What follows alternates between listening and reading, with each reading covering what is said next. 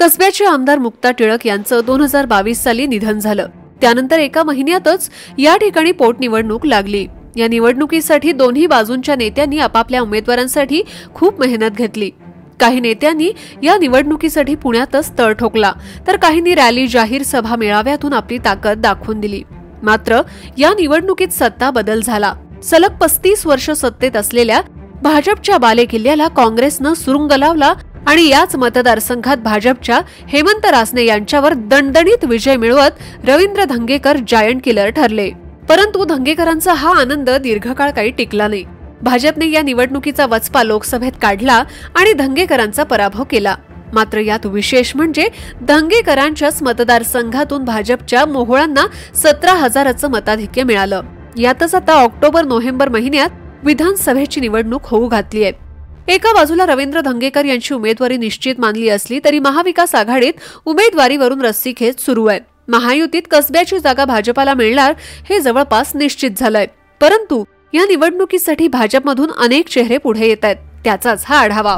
कसब्याचा इतिहास बघायचा झाल्यास याच मतदारसंघातून 1972 साली पहिला आमदार हा काँग्रेसचा निवडून आला। त्यानंतर 1978 साली जेएनपीचे अरविंद लेले निवडून गेलेत। त्यानंतरच्या निवडणुकीत लेले यांनी भाजपच्या तिकिटावर निवडणूक लढवली आणि पहिल्यांदाच भाजपला सत्ता मिळाली। त्यानंतर 1985 साली काँग्रेसच्या नतोबा उल्हास यांनी भाजपकडून पुन्हा काँग्रेसकडे सत्ता खेचून आणली। परंतु त्यानंतरच्या सर्वच निवडणुका भाजपनं एकतर्फी जिंकल्या। 1990 साली भाजपचे अण्णा जोशी तर 1995 पासून ते 2014 पर्यंत भाजपच्या गिरीश बापटांनी त्यानंतर कसब्यावर वर्चस्व गाजवलं। 2019 साली गिरीश बापट यांना लोकसभेवर संधी मिळाली आणि भाजपकडून विधानसभेसाठी मुक्ता टिळक यांना उमेदवारी देण्यात आली।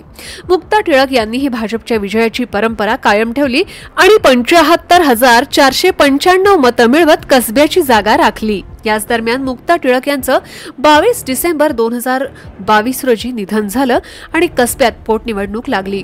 यावेळी भाजपच्या हेमंत रासने यांचा पराभव झाल्यानं भाजपनं आपला बालेकिल्ला गमावला। त्यानंतर लोकसभेत काँग्रेसनं धंगेकरांना उमेदवारी दिली आणि पोटनिवडणुकीतील सर्व बदला मुरलीधर मोहोळांनी न चुकता घेतला। आता काही महिन्यावर विधानसभेची निवडणूक होतीये। महाविकास आघाडीत कसब्याच्या जागेवर नेहमीप्रमाणे काँग्रेसनंच दावा ठोकलाय। परंतु लोकसभेत तुमचं काम केलं, आता विधानसभा आम्हाला द्या, अशी मागणी ठाकरे गटाकडून करण्यात आली आहे। यासाठी माजी नगरसेवक विशाल धनवडे यांनी विधानसभेची तयारी सुरू केली आहे। ठाकरे गटाच्या या मागणीमुळे काँग्रेसच्या स्थानिक नेत्यांची अडचण निर्माण झाली आहे। यातच विधानसभेसाठी काँग्रेसकडून रवींद्र धंगेकर, शहराध्यक्ष अरविंद शिंदे, ज्येष्ठ नेत्या कमल व्यवहारे यांची नावं सध्या चर्चेत आहेत। त्यामुळे महाविकास आघाडीतला हा पेच कायम राहणार की सुटणार याबाबत शंका आहे। दुसऱ्या बाजूलाही महायुतीतही इच्छुकांची भाऊगर्दी चांगलीच वाढली आहे।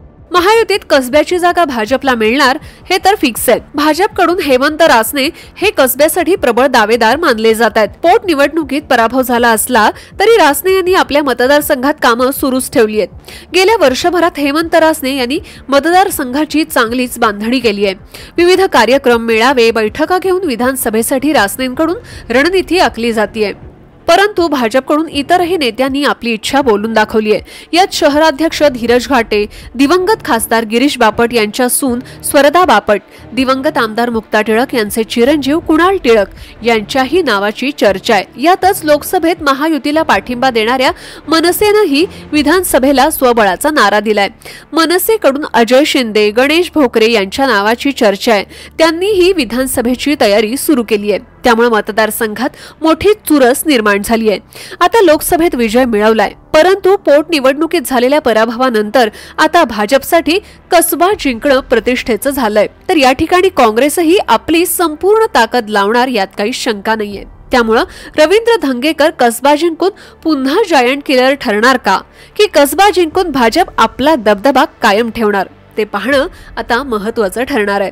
तुम्हाला या व्हिडिओबद्दल काय वाटतं ते कमेंट करून नक्कीच सांगा आणि अशाच व्हिडिओसाठी आमच्या पॉलिटिकल महाराष्ट्र पेजला लाईक करा आणि फॉलो करा। धन्यवाद।